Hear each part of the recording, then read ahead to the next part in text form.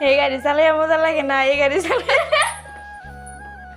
তো তোমরা তো দেখলা এতক্ষণ ধরে তো গুড়িয়ার পাপা গুড়িয়ার গাড়িটা লয়ে সেরা একটু শতানি করতে সারিডি আমরা আজকে ঘর ঝাড়া দিছি, মানে ঘর একটা একটা করে সেরা মানে সবটি ঘর লাড়া দিতাছি।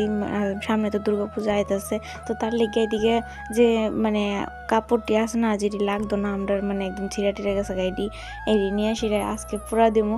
ওই দেহ আমরা কাজের মাসি যাইতেছে, মানে আমার ননদ আর কি, আমি ফাইসলাম করে করলাম কাজের মাসি যাই সেরা এটিরে পুরা দিতেছে আমরা মিললে সেরা দেহ আস্তে আস্তে আগুন ধরাই দিছে আর একটা একটা করে সেটা জামা নিয়ে নিয়ে দিয়ে দিতেছে আগুনের মধ্যে। তো আমি এদিকে ফাইজলাম করতেছি যে গাইজ দেহ কাজের মাসি আমরা এদিকে পেটে বাতিলে রাখছিলাম, মানে কোনো টাকা টুকা দিয়ে সেটা রাখছি না, তো এটি করে সেটা ফাইজলাম করতেছি আর কি। তো আর এদিকে আমি কইতেছিলাম যে গাইজ এটা হচ্ছে আমার একটা দেওরের ফ্যান, তো এটার আমি এখন অন্য সোয়াহা করে দিচ্ছি আর কি।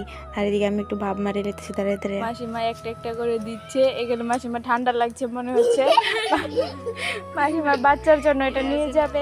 আর দেহ লাস্টে আমি ক্যামেরাটা অন করছি, পরে লাস্টে দিয়ে এটা কি তো হয়ে গেল কামটা লোক।